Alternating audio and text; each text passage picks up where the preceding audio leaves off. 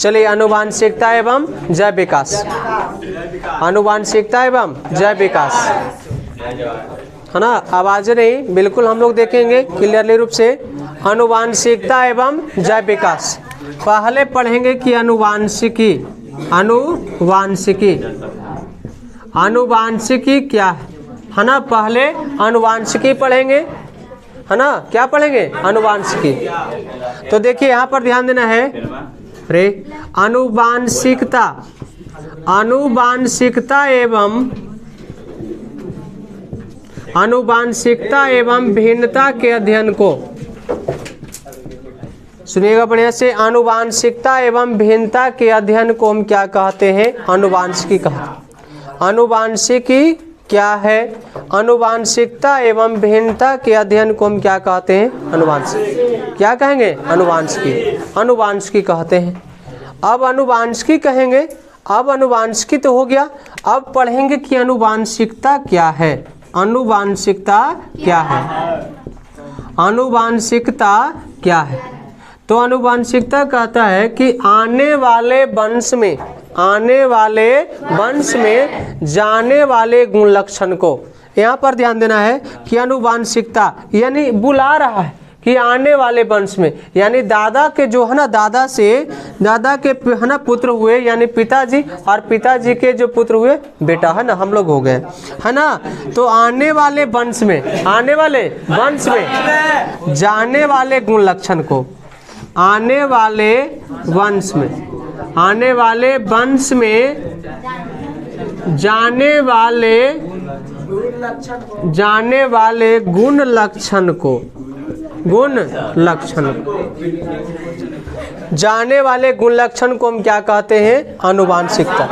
क्या कहेंगे? आनुवांशिकता। या आने वाले वंश में पीढ़ी दर पीढ़ी, है ना, जाने वाले गुण लक्षण को हम क्या कहते हैं? आनुवांशिकता।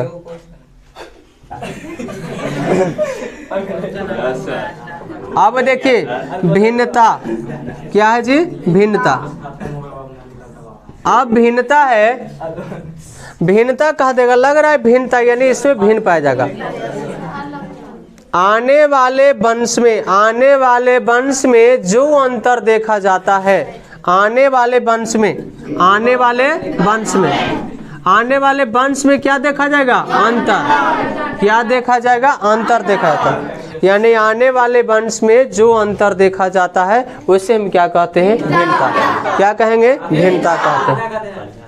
तो हम लोग लिखेंगे, सबसे पहले लिख लेते हैं कि आनुवांशिकी क्या है।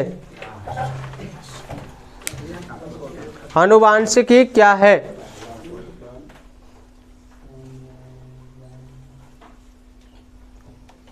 आनुवांशिकी क्या है?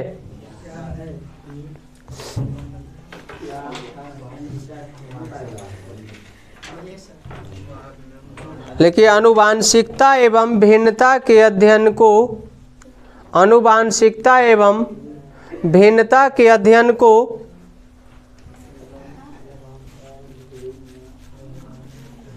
आनुवांशिकता एवं भिन्नता के अध्ययन को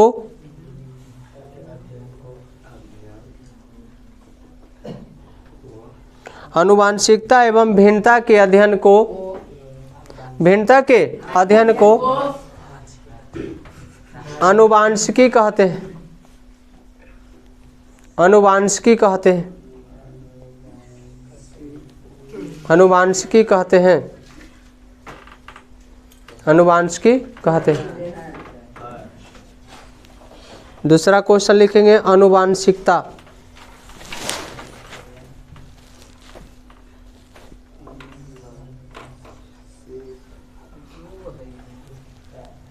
आनुवांशिकता, आनुवांशिकता लेकिन आने वाले वंश में, आने वाले वंश में जाने वाले गुण लक्षण,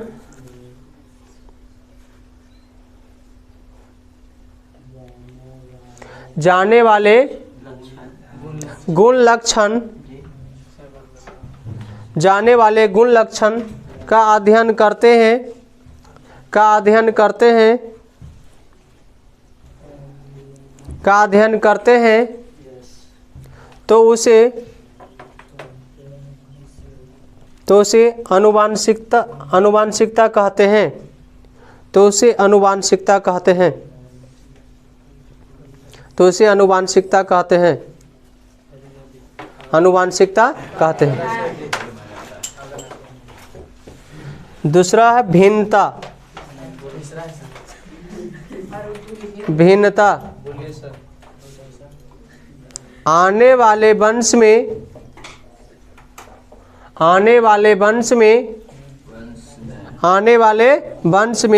जो अंतर देखा जाता है, आने वाले वंश में जो अंतर देखा जाता है, जो अंतर देखा जाता है,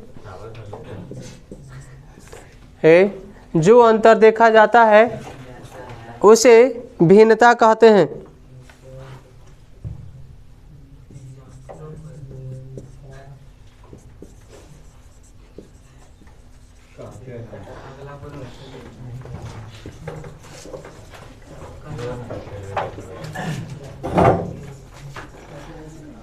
चलिए हम लोग नीचे लिखेंगे थोड़ा सा।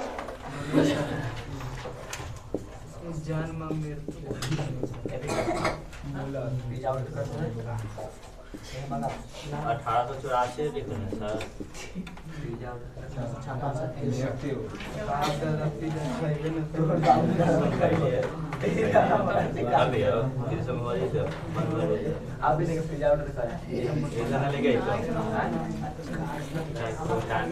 चलिए एक कंप्लीट कर लिए ना, हो गया ना भिन्नता। अब देखेंगे हम लोग, सबसे पहले ध्यान देना है कि आनुवांशिकी का जनक ग्रेगर जॉन मेंडल को कहता है। किसको कहता है? ग्रेगर जॉन मेंडल को कहता है। तो ग्रेगर जॉन मेंडल को कहता है, तो यहाँ पर ध्यान देना है, बात को समझना है कि आनुवांशिकी का जनक, पूछेगा क्वेश्चन कि आनुवांशिकी का जनक ग्रेगर जॉन मेंडल को क्यों कहा जाता है?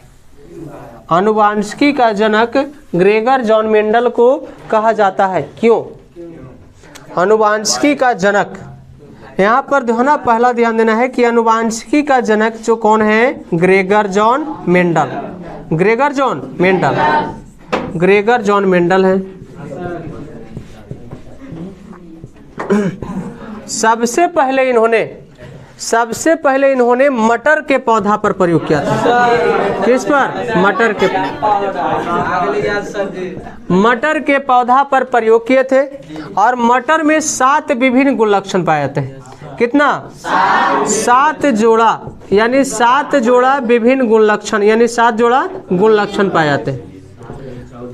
7 जोड़ा गुण लक्षण पाए जाते हैं। अब ध्यान देना कि मटर के पौधा में 7 जोड़ा गुण लक्षण या 7 विभिन्न गुण लक्षण पाए जाते हैं। मेंडल ने सबसे पहले मटर के पौधा पर ही एक्सपेरिमेंट किया और इन्होंने मटर के पौधा पर 1856 ईस्वी से 1863 ईस्वी तक, यानी 7 वर्षों तक इन्होंने इस पर प्रयोग किया। 7 वर्षों तक इन्होंने प्रयोग किया। अब 7 वर्षों तक प्रयोग किया, उसके बाद इन्होंने क्या किया कि इस प्रयोग को, है ना, इस प्रयोग को आगे बढ़ाया। और इस प्रयोग को आगे बढ़ाने के बाद क्या होता है कि जब यह, है ना, देश के जो पत्रिका होता है ना, देश की पत्रिका, यानी उसमें यहाँ क्या किया, इसे प्रकाशित किया गया। लेकिन उस समय लोग क्या ध्यान नहीं दिए इनके, है ना, जो एक्सपेरिमेंट को लोग क्या किया, ध्यान नहीं दिया। जब ध्यान नहीं दिया तो उसके बाद मेंडल का मृत्यु 1884 ईस्वी में मृत्यु हो जाता है। क्या होता है? मृत्यु कब हो जाता है? 1884 ईस्वी में मृत्यु हो जाता है। उसके बाद 1900 ईस्वी में 3 वैज्ञानिक इस एक्सपेरिमेंट को क्या करता है, आगे बढ़ाता है।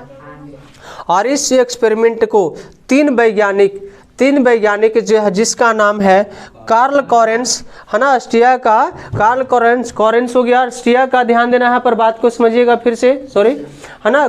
3 वैज्ञानिक था, पहला कार्ल कॉरेंस था, दूसरा था एरिक शेरमार्क था, और तीसरा ह्यूगो डेब्रेज था। तीनों ने मिलकर के इस संशोधन, इसको क्या किया, इस एक्सपेरिमेंट को अंतर्राष्ट्रीय नामक, ना, अंतर्राष्ट्रीय पत्रिका फ्लोरा में क्या किया, प्रकाशित किया। अंतर्राष्ट्रीय पत्रिका फ्लोरा में प्रकाशित किया। और प्रकाशित करने के बाद इनका जो है, इनका क्या हुआ कि इस सिद्धांत को, है ना, इस सिद्धांत को क्या मिला, मान्यता मिला। क्या मिला, मान्यता मिला। उसके बाद ग्रेगर जॉन मेंडल को क्या कहा गया, आनुवांशिकी का जनक कहा जाता। आनुवांशिकी का जनक कहा जाता। आपसे पूछेगा बताइए कि आनुवांशिकी का जनक किसे कहा जाता है, तो ग्रेगर जॉन मेंडल को। ग्रेगर जॉन मेंडल को। ग्रेगर जॉन मेंडल ने सबसे पहले कौन से पौधा पर प्रयोग किया, मटर के पौधा पर। मटर में कितने जुड़ा गुण लक्षण पाए, 7 है ना। यहाँ पर ध्यान दीजिए, वह कब तक प्रयोग किया, 1863 ईस्वी तक। अब मृत्यु इनका कब हुआ, अब उसके बाद इस सहना, देखिए ध्यान दीजिए, 1900 ईस्वी में 3 वैज्ञानिक था, कार्ल कॉरेंस, एरिक सेनमार्क, है ना, एक और था आपका ह्यूगो डेब्रिज। तीनों मिल करके इस एक्सपेरिमेंट को आगे बढ़ाया और अंतर्राष्ट्रीय पत्रिका फ्लोरा में इसे क्या किया, प्रकाशित किया। क्या कर दिया, प्रकाशित कर दिया। जिसके बाद इसे क्या माना गया कि ग्रेगर जॉन मेंडल को ही पिता कहा जाएगा। ग्रेगर जॉन मेंडल को पिता कहा जाता। तो हम लोग नीचे लिखेंगे थोड़ा सा पॉइंट्स के रूप में। आनुवांशिकी का जनक, आनुवांशिकी का जनक ग्रेगर जॉन मेंडल को, ग्रेगर जॉन मेंडल को कहा जाता है।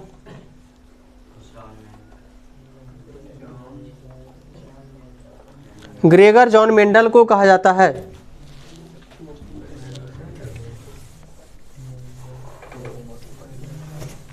ग्रेगर जॉन मेंडल को कहा जाता है। ग्रेगर जॉन मेंडल को कहा जाता है।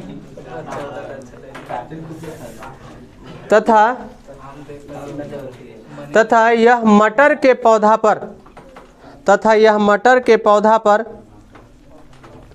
तथा यह मटर के पौधा पर सबसे पहले प्रयोग किए, सबसे पहले प्रयोग किया, सबसे पहले प्रयोग किया, प्रयोग किया। अगला क्वेश्चन लिखेंगे, आनुवांशिकी का जनक, हाँ क्वेश्चन लिखिए, एकदम आवाज नहीं। आनुवांशिकी का जनक, लिखो में बाहर पर थे तोरा, बोले वाला के बाहर ना, हम खाना खेले तोरा इसने।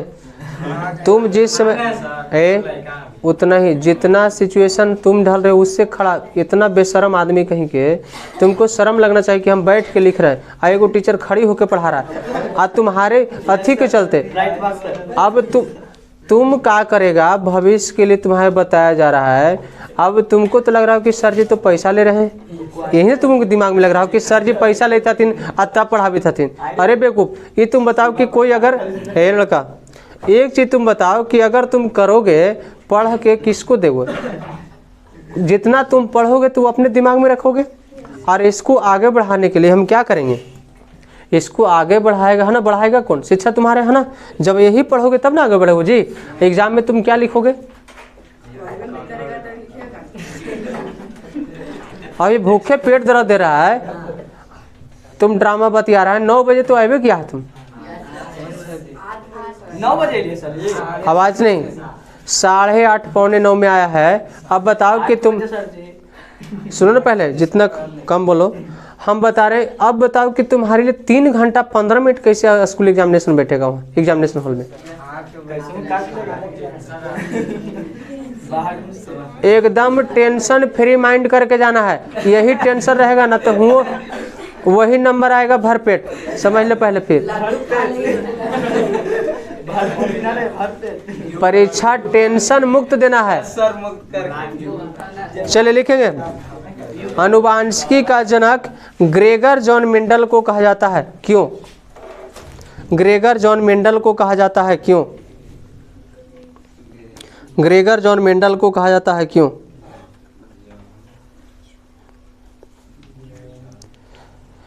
कहा जाता है क्यों? क्यों? देखिए मेंडल ने सबसे पहले मेंडल ने सबसे पहले मटर के पौधा पर प्रयोग किया। मटर के पौधा पर प्रयोग किया।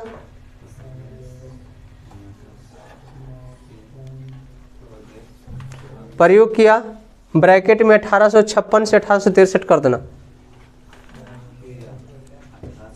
56 से 1863।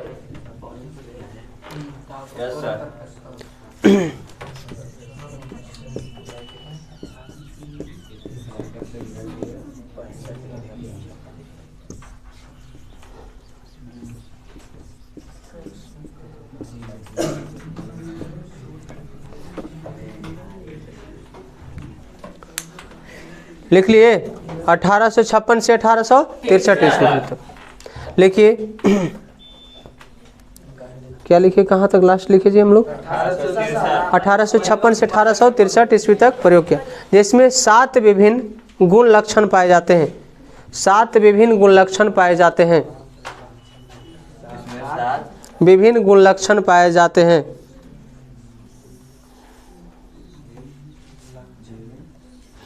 सात विभिन्न गुण लक्षण पाए जाते हैं।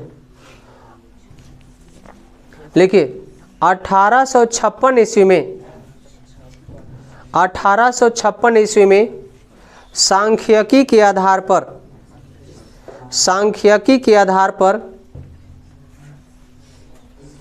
1856 ईस्वी में सांख्यिकी के आधार पर इस प्रयोग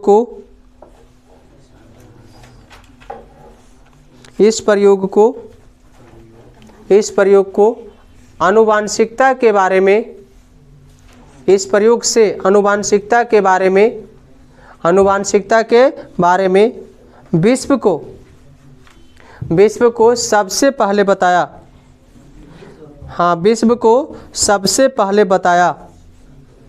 सबसे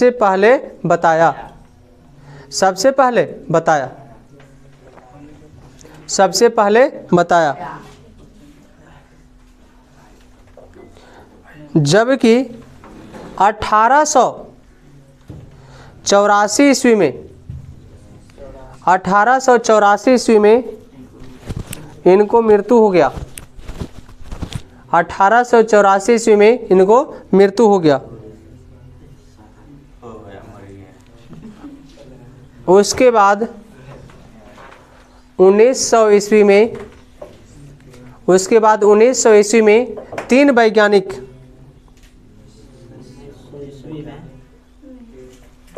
1900 ईस्वी में 3 वैज्ञानिक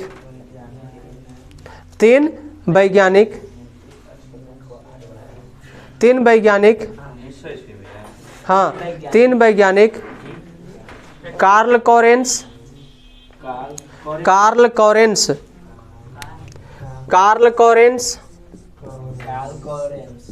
बोलेगा नहीं, कार्ल कॉरेंस, एरिक शेरमार्क,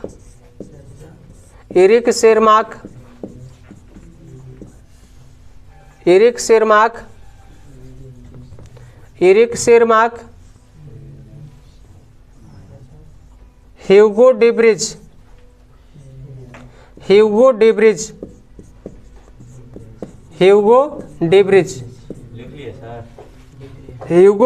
ने, हाँ, ह्यूगो डिब्रिज ने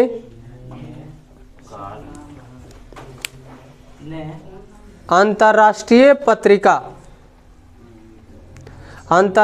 पत्रिका फ्लोरा में प्रकाशित किया। अंतर्राष्ट्रीय पत्रिका फ्लोरा लिखा है बोर्ड पर, फ्लोरा में प्रकाशित किया।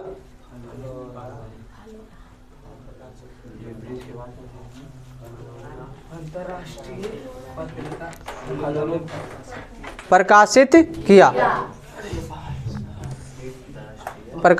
किया। चलिए अगला हम लोग क्वेश्चन लिखेंगे जीन।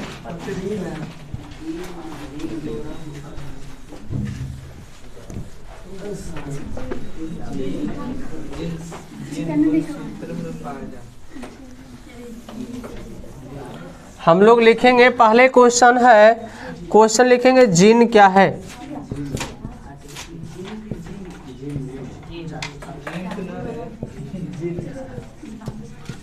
जीन। जीन क्या है? जीन आनुवांशिकी का इकाई होता है। आनुवांशिकी का इकाई होता है। जीन होता है जो आनुवांशिकी का क्या होता है? इकाई होता है। क्या होता है? इकाई होता है। अब ध्यान देना है कि जीन आनुवांशिकी का इकाई होता है। किसका इकाई? आनुवांशिकी का इकाई। आनुवांशिकी का इकाई होता है।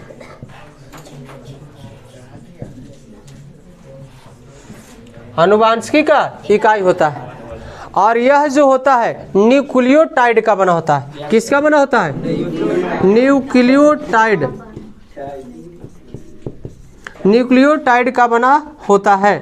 न्यूक्लियोटाइड का बना होता है। ये आप ध्यान देना है कि जीन होता है जो आनुवांशिकी का इकाई होता है और यह न्यूक्लियोटाइड का क्या होता है? बना होता है। न्यूक्लियोटाइड का बना होता है। गुणसूत्र के ऊपर ध्यान दीजिएगा कि जीन जो होता है गुणसूत्र के ऊपर, किसके ऊपर? गुणसूत्र के ऊपर क्या होता है? रेखीय रूप में होता है। किसके रूप में? रेखीय रूप में होता है। 3 बातें याद करना है। पूछेगा कि जीन क्या है? जीन आनुवांशिकी का इकाई होता है, यह न्यूक्लियोटाइड का बना होता है, यह गुणसूत्र के ऊपर क्या होता है? रेखीय रूप में पाता है। जीन है ना, गुणसूत्र के ऊपर क्या होता है? रेखीय रूप में पाया जाता है।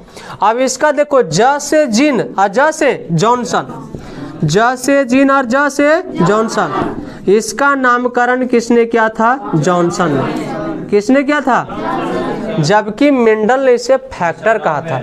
जबकि मेंडल ने इसे क्या कहा? फैक्टर। कौन कहा था? मेंडल ने कहा था। किसने कहा था? मेंडल ने, है ना। तो ध्यान दीजिएगा, जीन आनुवांशिकी का इकाई होता है। जीन आनुवांशिकी का इकाई होता है। यह न्यूक्लियोटाइड का बना होता है। किसका बना होता है? न्यूक्लियोटाइड का बना होता है। यह गुणसूत्र के ऊपर रेखीय रूप में पाया जाता है। इसका नामकरण किसने किया था? जॉनसन ने। किसने किया था? जॉनसन ने किया था। लेकिन मेंडल ने इसे क्या कहा? फैक्टर कहा। क्या कहा? फैक्टर। चलिए, तो किसने कहा था? फैक्टर कहा था। किसने? मेंडल ने। तो हम लोग लिख लेंगे पहले जीन। जीन लिख के रख दो। देखिए, जीन आनुवांशिकी का इकाई होता है। जीन आनुवांशिकी का इकाई होता है। जीन आनुवांशिकी का इकाई होता है।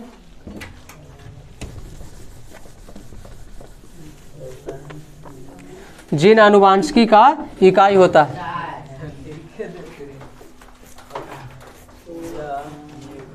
यह न्यूक्लियोटाइड का बना होता है। न्यूक्लियोटाइड का बना होता है। यह न्यूक्लियोटाइड का बना होता है। यह न्यूक्लियोटाइड का बना होता है।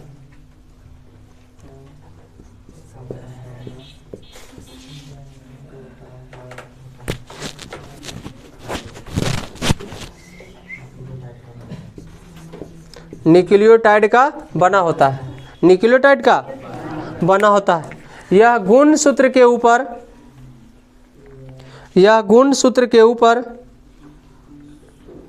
यह गुणसूत्र के ऊपर, यह गुणसूत्र के ऊपर, यह गुणसूत्र के ऊपर रेखीय रूप में पाया जाता है। गुणसूत्र के ऊपर रेखीय रूप में पाया जाता है।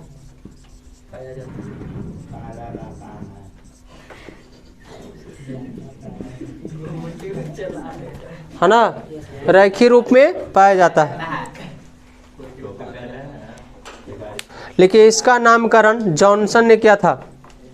इसका नामकरण जॉनसन ने किया था।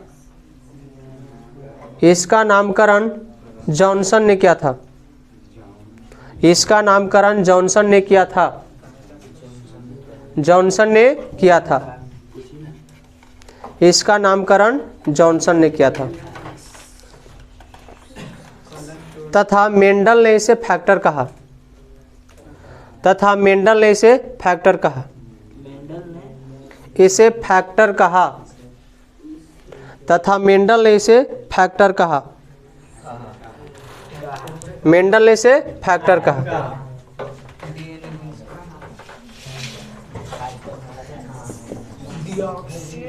चलिए अगला क्वेश्चन हम लोग पढ़ेंगे गुणसूत्र। गुणसूत्र अरे लड़का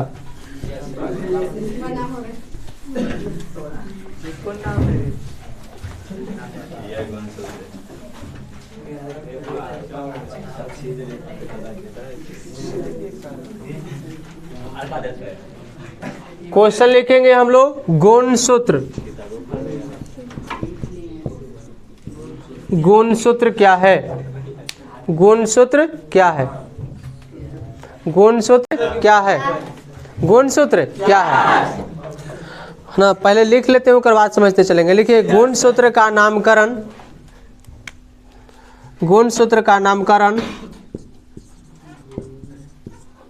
बाल्डेयर नामक वैज्ञानिक ने किया था।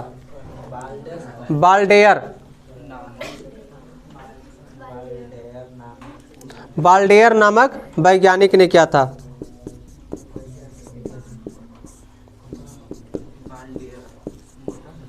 बाल्डेयर नामक वैज्ञानिक ने किया था। बाल्डेयर नामक वैज्ञानिक ने किया था। देखिए यह धागेनुमा संरचना होता है। यह धागेनुमा संरचना होता है।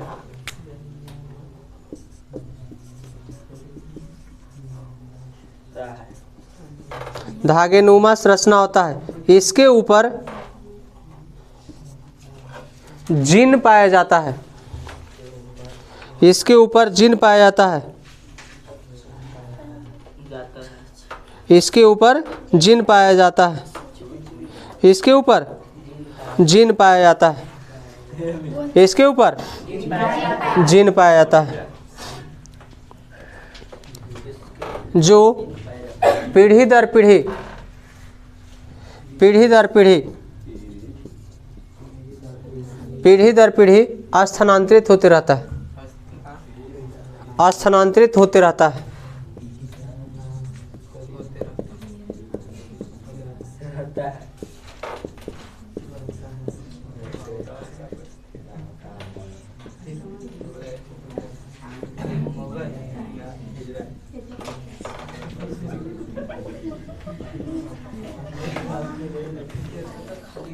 चलिए हम लोग समझेंगे अब। देखिए गुणसूत्र क्या है बाबू, समझिएगा। गुणसूत्र क्या है?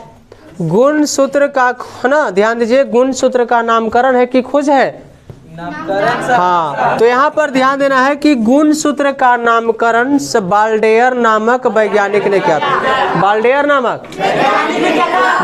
नामक वैज्ञानिक ने किया था। और गुणसूत्र जो होता है कैसा संरचना? धागेनुमा संरचना होता है। यह धागेनुमा संरचना होगा। धागेनुमा संरचना होता है। और जब धागेनुमा संरचना होता है तो इसके ऊपर क्या होते हैं कि जिन पाया जाता है। इसके ऊपर जिन पाया जाता है। इसके ऊपर जिन पाया जाता है। इसके ऊपर जिन पाया जाता है, जो पीढ़ी दर पीढ़ी क्या होता है? स्थानांतरित होता रहता है। पीढ़ी दर पीढ़ी स्थानांतरित होते रहता है। हम लोग नीचे लिखेंगे अगला डीएनए। हाँ, डीएनए क्या है? डीएनए क्या है? डीएनए क्या है? डीएनए क्या है? देखिए हम लोग समझते हैं डीएनए का पूरा नाम, आवाज नहीं एकदम बिल्कुल है। डीएनए का पूरा नाम डीऑक्सीराइबोज। डीऑक्सीराइबोज न्यूक्लिक एसिड होता है। न्यूक्लिक एसिड होता है। डीऑक्सीराइबोज न्यूक्लिक एसिड होता है। डीऑक्सीराइबोज न्यूक्लिक एसिड होता है। यह आनुवांशिक पदार्थ होता है। कैसा पदार्थ? यह आनुवांशिक पदार्थ होता है। आनुवांशिक पदार्थ होता है ना? आनुवांशिक पदार्थ होता है ना? आनुवांशिक पदार्थ होता है। नीचे हम लोग लिख लेंगे डीएनए का पूरा नाम। डीएनए का पूरा नाम, डीएनए का पूरा नाम डीऑक्सीराइबोज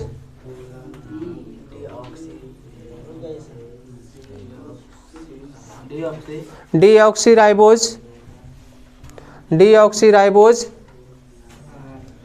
न्यूक्लिक एसिड होता है।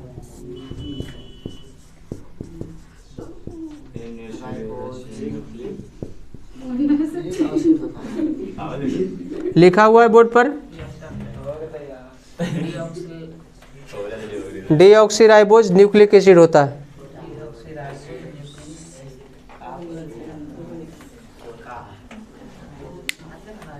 लिखिए यह आनुवांशिक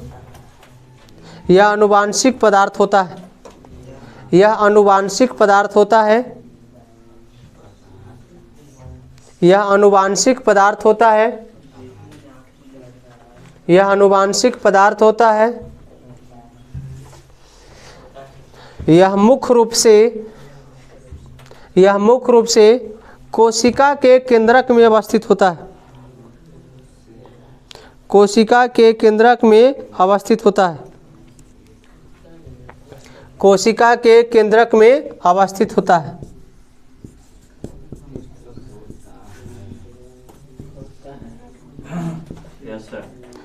यह दोहरी कुंडलित संरचना होती है। यह दोहरी कुंडलित संरचना होती है। यह दोहरी कुंडलित संरचना होती है।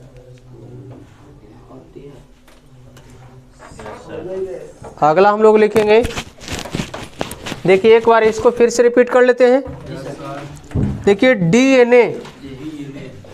डीएनए का पूरा नाम, डीएनए समझना है, खाली सुनते जाइए।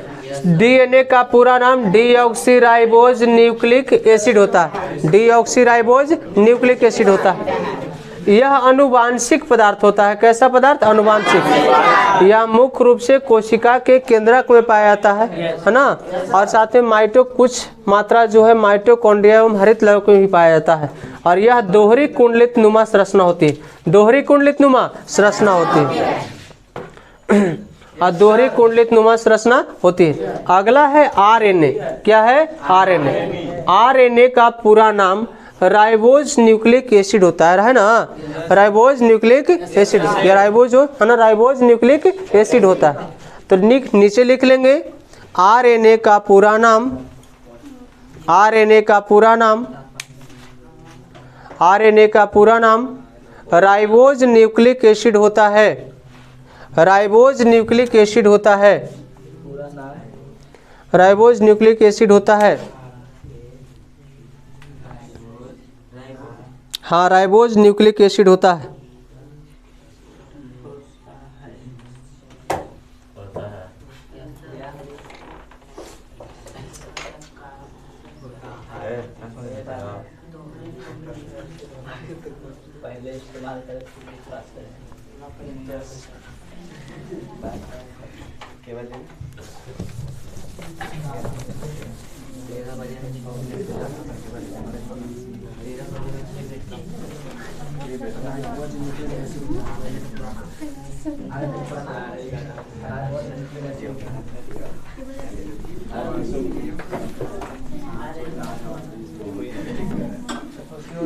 चलो देखो ना, 4 से 5 क्वेश्चन में खत्म हो जाएगा चैप्टर। देखिए ध्यान दीजिए। अब देखो, आवाज नहीं। पहला हमको पढ़ना है ना, मेंडल के प्रभाविता के नियम। मेंडल के प्रभाविता के नियम।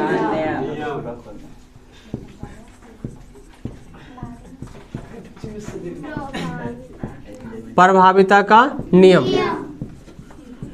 मेंडल के प्रभाविता का नियम देखें। मेंडल के प्रभाविता के नियम को लिखें। मेंडल ने सबसे पहले मटर के पौधा पर प्रयोग किया था। सबसे पहले मटर के पौधा पर प्रयोग किया था। उसमें 7 विभिन्न गुण लक्षण पाए थे। कितने लक्षण? 7 विभिन्न गुण लक्षण पाया जाता है। और 7 विभिन्न गुण लक्षण पाए जाते हैं। इसमें इन्होंने अपने प्रयोग में पाया कि है ना, इन्होंने अपने प्रयोग में देखा कि अगर 2 है ना, यहाँ पर एक लंबा पौधा, दूसरा नाटा पौधा को प्रयोग किया, और प्रयोग करने क्रॉस करवाने के बाद इन्होंने अपने प्रयोग में पाया कि जो प्रथम पीढ़ी में प्राप्त जो पौधा होता है वह लंबा एवं संकरित होता है। लंबा एवं संकरित पौधा प्राप्त होता है। लंबा एवं संकरित पौधा, और लंबा एवं संकरित पौधा प्राप्त होता है, यानी प्रथम पीढ़ी में जो पौधा प्राप्त होगा वह लंबा एवं संकरित पौधा प्राप्त होता है। और लंबा एवं संकरित पौधा प्राप्त होता है तो इसमें दिखाई देने वाले लक्षण को, जो दिखाई देता है उसको क्या कहा गया, प्रभावी। और नहीं दिखाई देने वाले को क्या कहा गया, अप्रभावी लक्षण कहता है। अप्रभावी लक्षण कहता है। इसे ही मेंडल के प्रभाविता का नियम कहते हैं। फिर से मेंडल ने सबसे पहले मटर के पौधा पर प्रयोग किया। उसमें 7 विभिन्न गुण लक्षण पाए जाते हैं। इन्होंने अपने प्रयोग में पाया कि प्रथम पीढ़ी में जो पौधा प्राप्त हो रहा है वह लंबा एवं संकरित पौधा प्राप्त हो रहा है। लंबा एवं संकरित पौधा प्राप्त हो रहा है, जिसमें दिखाई देने वाले लक्षण को प्रभावी लक्षण कहा तथा नहीं दिखाई देने वाले लक्षण को अप्रभावी लक्षण कहा। तो हम लोग लिख लेंगे क्वेश्चन। मेंडल के प्रभाविता के नियम को लिखें। मेंडल के प्रभाविता के नियम को लिखें। मेंडल के प्रभाविता के नियम को लिखें। मेंडल के प्रभाविता के नियम को लिखें।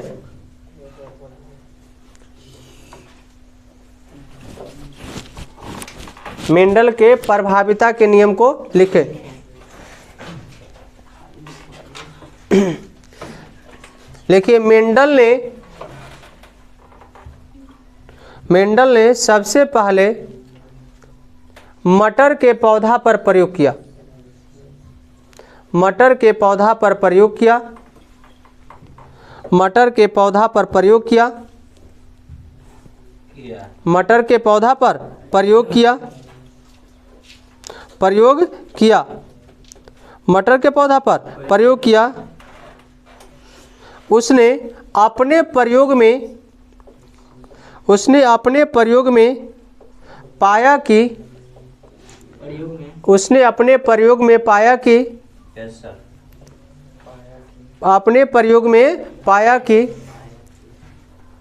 प्रथम पीढ़ी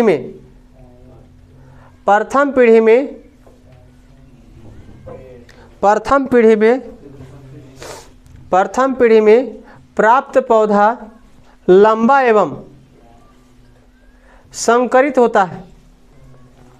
लंबा एवं संकरित होता है। लंबा एवं संकरित होता है।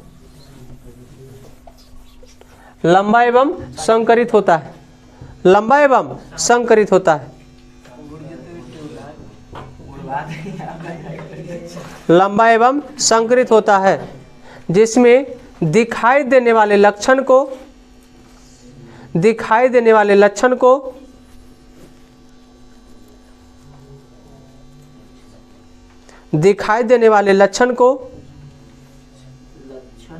हाँ,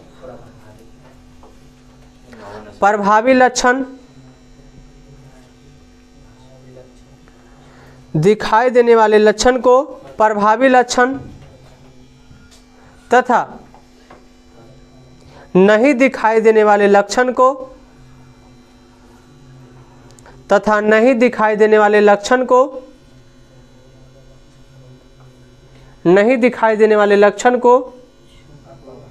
अप्रभावी लक्षण कहा। अप्रभावी लक्षण कहा।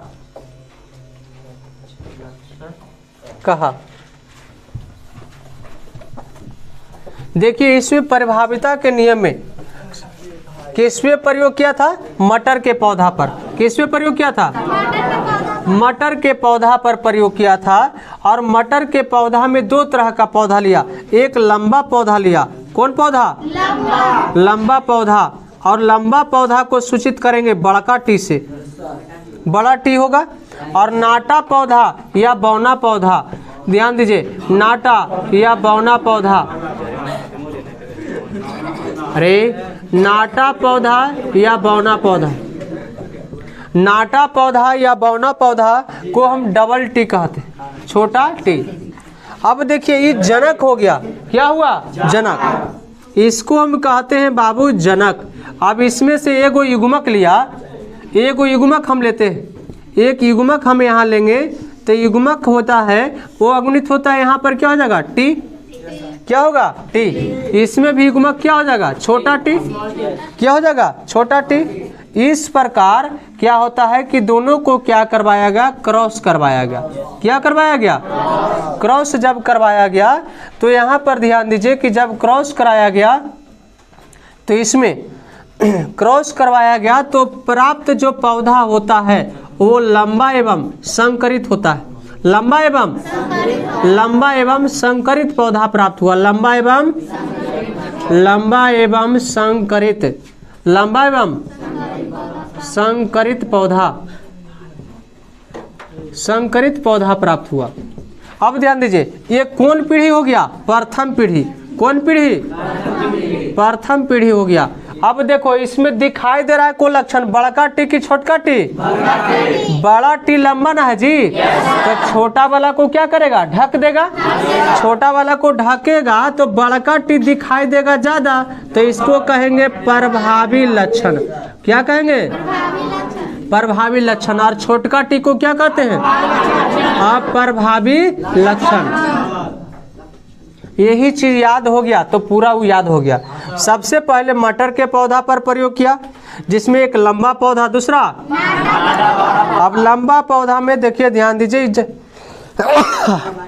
जनक हो गया तो डबल टी, यहाँ युग्मक लिए हम तो है ना एगो टी आया है ना। यहाँ पर भी देखिए नाटा पौधा का युग्मक लिया और दोनों को क्या करवाया, क्रॉस करवाया। और क्रॉस करवाने के बाद प्रथम पीढ़ी में जो पौधा प्राप्त हुआ वह लंबा एवं संकरित पौधा हुआ।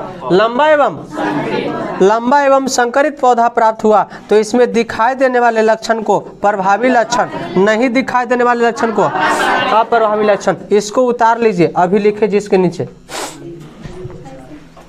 हाँ हट जाएगा।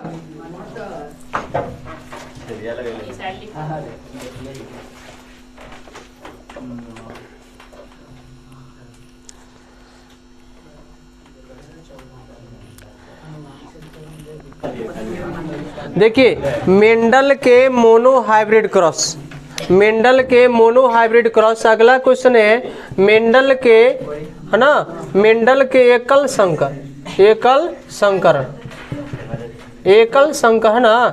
मेंडल के एकल संकर है ना। मेंडल के एकल संकर के नियम में ध्यान दीजिए कि मेंडल के एकल संकर का नियम देखिए, किसका, मेंडल का।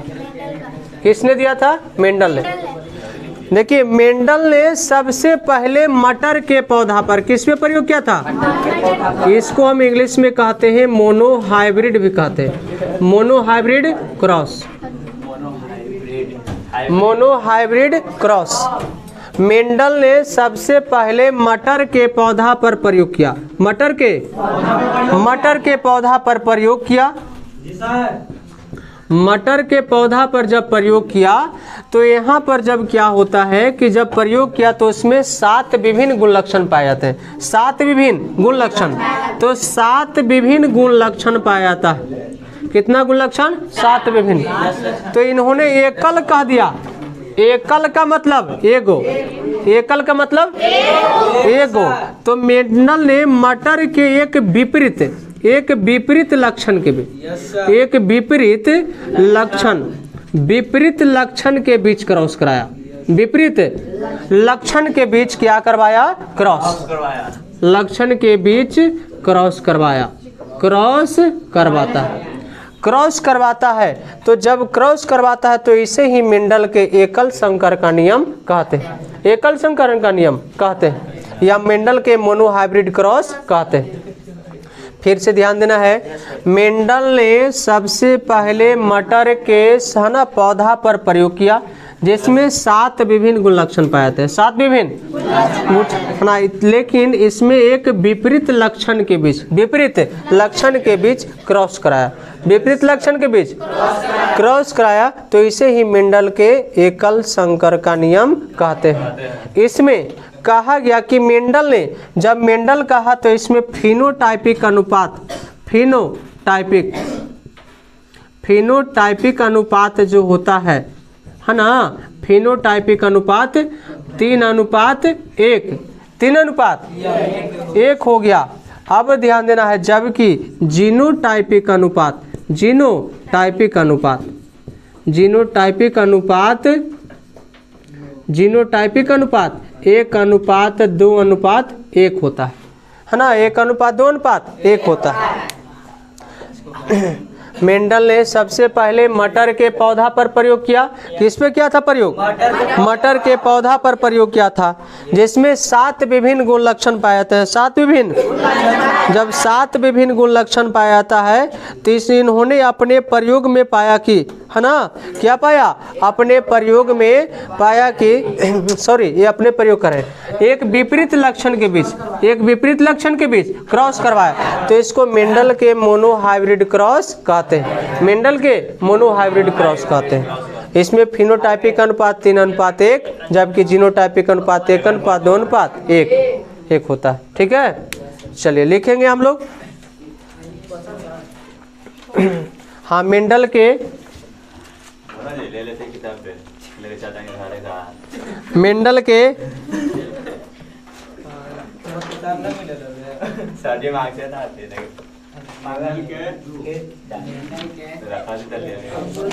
लिखल है वहाँ, एकल संकरण का नियम लिखे।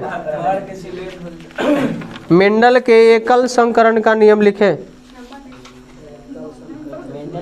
एक संकर संकरण भी कह सकते हैं या एकल संकरण कह सकते हैं। मेंडल के एकल संकरण, संकरण, मेंडल के एकल संकरण के नियम को लिखें, नियम को लिखें।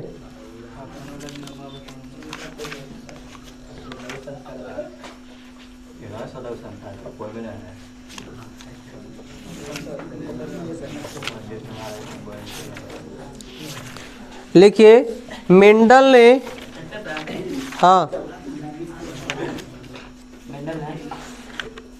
सबसे पहले मटर के पौधा पर प्रयोग किया, मटर के पौधा पर प्रयोग किया, मटर के पौधा पर प्रयोग किया,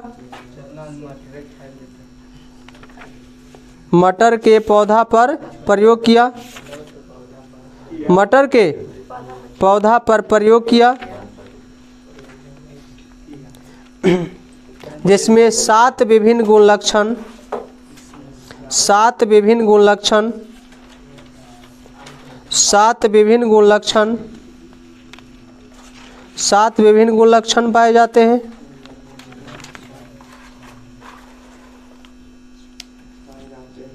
सात विभिन्न गुण लक्षण पाए जाते हैं।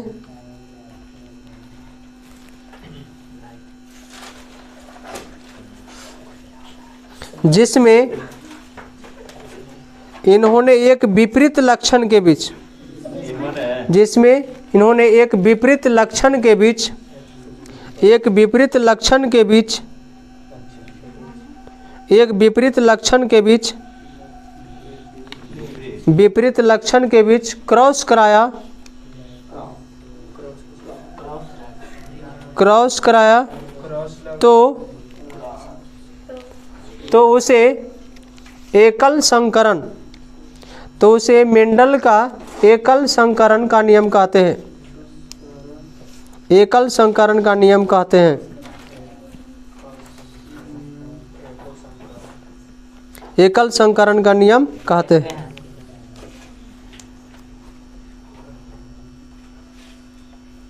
एकल संकरण का नियम कहते हैं।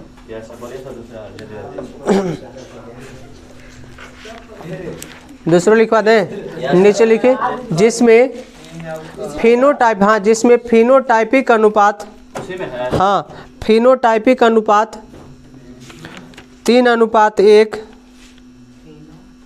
3 अनुपात 1, फिनोटाइपिक अनुपात 3 अनुपात 1, 3 अनुपात 1 तथा 3 अनुपात 1 तथा जीनोटाइपिक अनुपात, जीनोटाइपिक अनुपात 1 अनुपात 2 अनुपात 1 होता है। 2:1 होता है।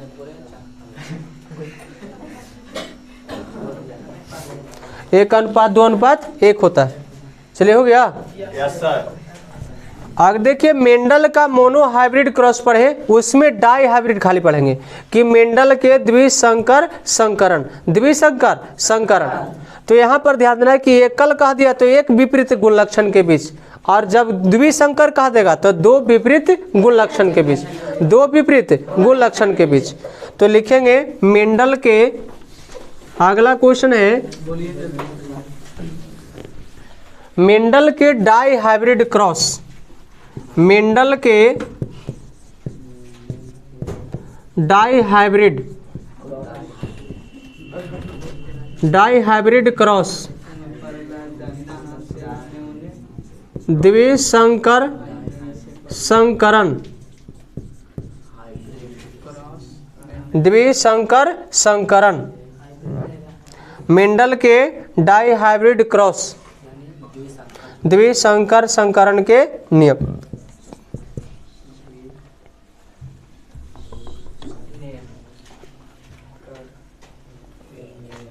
हम लोग समझेंगे मेंडल के डाई हाइब्रिड क्रॉस के नियम में सबसे पहले मेंडल ने प्रयोग किया किस पे? मटर पर।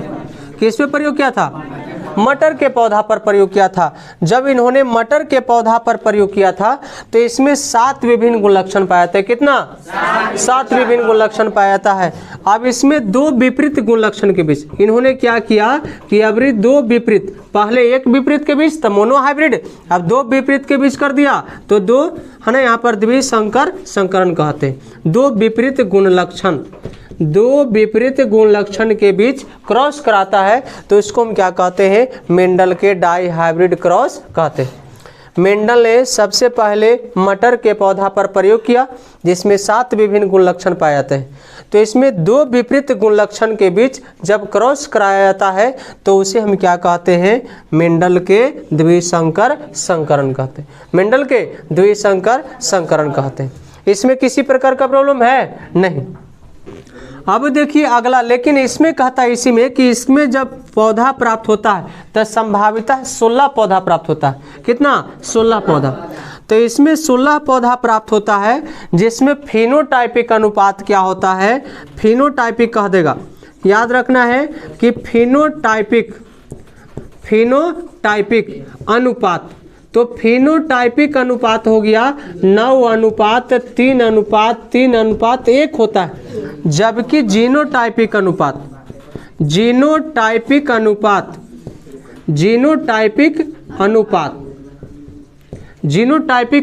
कहेगा तो 1 है ना 12, देखिए याद रखना है इसको, है ना। फिनोटाइपिक अनुपात 93:31, इसको याद रख लो। 12, 24, 12, 121 है ना, 12, 24, 12, 121। अब बीच में बैठा दो, रेशियो बना दो यहाँ पर, ये हो गया ठीक ठाक। यहाँ पर अब देख लो इस तरह से, अब रेशियो बना दिए 12, 24, याद रखना है। अब ध्यान देना है मेंडल के डाई हाइब्रिड क्रॉस में फिनोटाइपिक अनुपात पूछेगा तो याद रख लेना है 93:31, यानी टेलीफोन पहले लगता था तो कोड नंबर है 93:31, ये हो गया टेलीफोन नंबर। 12, 24, 12, 121, 12, 24, 12, 121। अब देखिए, अरे अगला है कि है ना, ध्यान देना है कि है ना, यहाँ पर ध्यान दो कि याद रखना है कि ध्यान दीजिए कि सबसे पहले गुणसूत्रीय सिद्धांत, है ना, गुणसूत्रीय सिद्धांत सटन एवं बोबरी ने दिया था सबसे पहले, है ना। वंशागति का गुणसूत्रीय सिद्धांत। अगला पढ़ना है कि वंशागति का गुणसूत्रीय सिद्धांत जो है सबसे पहले सटन एवं बोबरी ने दिया था। किसने? सटन, एगो वैज्ञानिक का नाम था, और दूसरा क्या था? बोबेरी। दूसरा क्या नाम है? बोबेरी। पहला था सटन और दूसरा क्या, बोबेरी। बोबेरी ने गुणसूत्रीय सिद्धांत को प्रतिपादित किया था और कहा कि यह वंश जैसे जैसे वंश क्या होता है, बढ़ते जाता है, यानी पहना कहने का मतलब है इसमें कि वंशागति जो है का गुणसूत्रीय सिद्धांत, गुणसूत्र के आधार पर क्या होता है ना, पीढ़ी दर पीढ़ी क्या होता है, स्थानांतरित होते रहता है ना। तो हम लोग लिख लेंगे मेंडल के डाई हाइब्रिड क्रॉस। लास्ट है सर।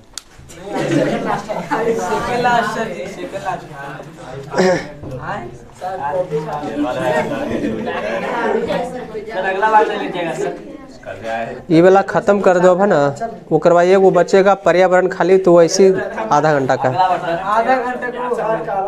आज नहीं लेंगे, अगला दिन। मेंडल के डाई हाइब्रिड क्रॉस। बोलिए सर, बोलिए। मेंडल के डाई हाइब्रिड क्रॉस। हम देख रहे थे कि तुम्हारे अंदर कितना ठीक ठाक पावर है, इम्यूनिटी पावर है। कल ही से ना खाइए।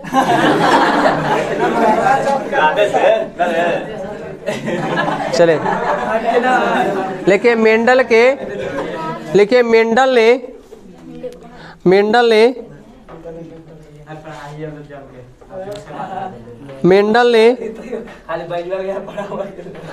ने सबसे पहले मटर के पौधा पर प्रयोग किया था। मटर के पौधा पर प्रयोग किया था, बार बार लिखाने से याद हो जाएगा। मटर के पौधा पर प्रयोग किया था,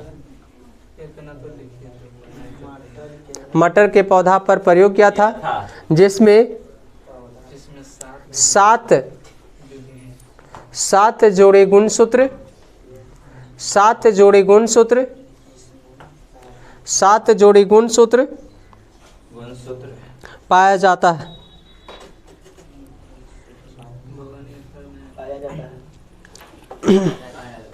पाया जाता है जब इसमें दो विपरीत गुण लक्षण, जब इसमें दो विपरीत गुण लक्षण के बीच क्रॉस कराया जाता है, क्रॉस कराया जाता है, तो